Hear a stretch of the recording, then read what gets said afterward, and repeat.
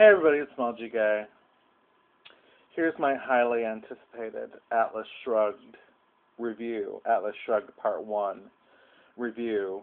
I went to it this evening, which is Sunday, following its opening. It is April 17th. The Fag Stag and I went this evening in New York, beautiful theater in Gramercy Park, and we wanted to, well, I wanted to. He just goes along for the ride.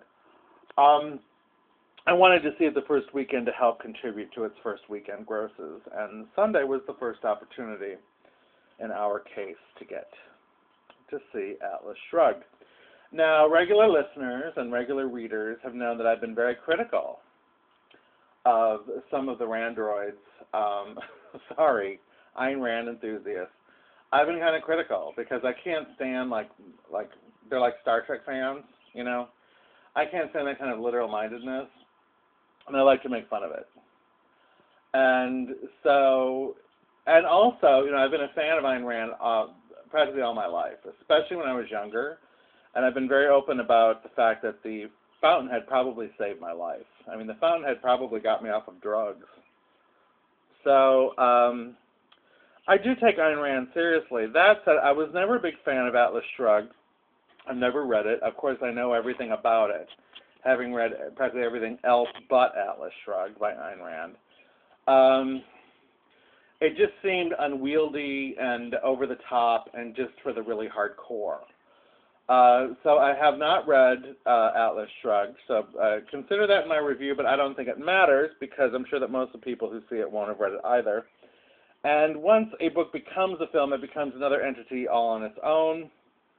And also, people will take what they want from it all on its own. It becomes something else again, and it goes beyond the purist control. When I was watching the film, especially the first half of the film, I was imagining some of my Ayn Rand friends sitting there with copies of of Atlas Shrugged in their laps with a pen, checking off the dialogue and making sure that it matched and making sure that all the entrances were right and that, you know, Dagny's hairstyles were the way, even though in the book she's not a blonde, but that it was an approximation, you know, that she arched her eyebrows in the right scenes and all of that kind of thing. And I'm sure that it was dumbed down for the mass audience. However, I am dumbed down and I am the mass audience. There were times early on where I thought, this is Dynasty without the cat fights. The clothes I found very frustrating. And I was kind of thinking, this is kind of a, at times it was almost campy. The dialogue it wasn't almost, it was really campy. Parts of it are really campy. Some of the dialogue is really campy. And there's a lot of exposition. Other than that, we thought it was absolutely brilliant. Did I surprise you? Other than that, both of us thought it was absolutely fantastic. Now, it's not a normal movie by any stretch of the imagination. This is going to be a cult film phenomenon.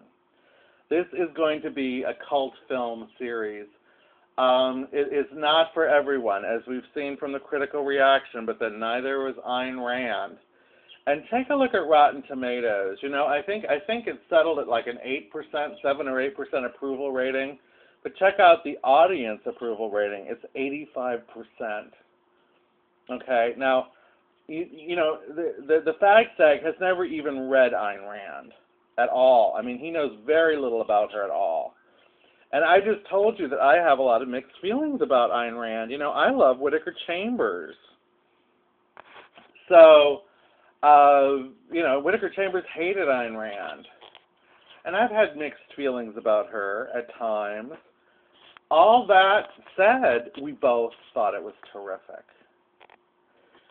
The film, the fact that here's some of our impressions, and I'm going to offer some of his as well because there was a rush of excitement after the film that I don't think we've seen a film together that had that kind of reaction, where we had to go out and talk about it. We had to go and get something to eat. There was no question. There was no, well, it's late. There was no question. We had to go out and get something to eat. We had cheesesteaks. And we had to talk about this movie. When was the last movie that you had to do that with? So I don't know whose impressions at all times were his or mine, but because they blurred together. He had several really, really smart observations about this film. The first one was that we felt that the budget, the low budget, actually helped this movie for a couple of reasons. For one, it added to the wonderful pulpiness of Ayn Rand. We loved the pulpy quality of the characters. A lot of people, they're ashamed of it. They want it to be literature.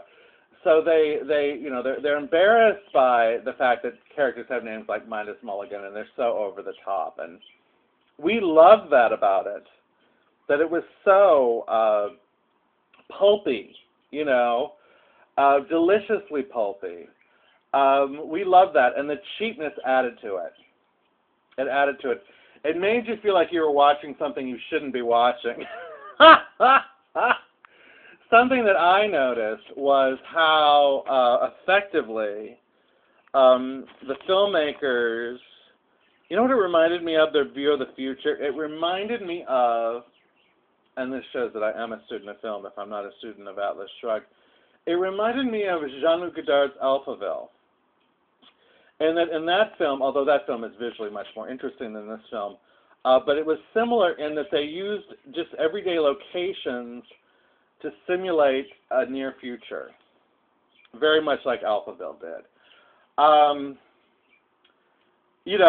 Sometimes there were only, but we also felt that for the most part, you couldn't even tell. It was very well done. You got the feeling that everything was on the screen that they had or that they could use. Most of the interiors were very lush looking and appropriate. And it must have been difficult for them to do.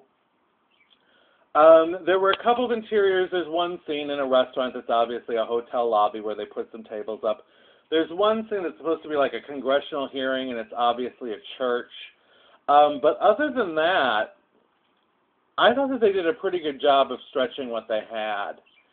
And it has a quality to it. The film has a quality to it, despite all of its flaws, where you find yourself rooting for the film just as much as you're rooting for the characters on the screen. We both are marveling at how this film was put together because it is such an unwieldy plot. And you would think that it would cost millions to produce.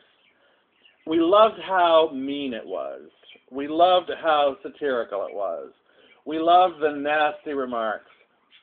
Something else that I had been concerned about was the time period and the train element. That's explained immediately in the beginning, handily with one sentence, that because of all the oil accidents, offshore drilling, trains have reemerged, just like Obama's talking about. Trains have reemerged as the only viable method of transportation over great distances because they don't have the gasoline to drive distances anymore. So they worked that really well and really quickly. It was very effective. I want to talk about a few things in particular because the time is almost up, and then I want to end it on a remark that the Fag Stag said that I really think is one of the smartest things I've heard anyone say about this movie.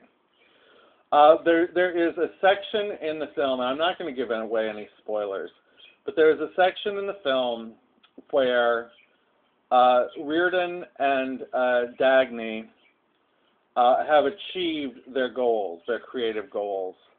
And it's the train, when the train really goes, and that's the whole project, is the train that they're trying to get together, and the track, and the bridge, and they take this high-speed rail, And it goes faster than any high-speed rail has ever gone in the United States. And the scene is so beautiful and beautifully done and invigorating and exciting. We loved the fact that this was the first film either of us could remember, I mean, except for The Fountainhead, where business people are the heroes, where business leaders are the heroes.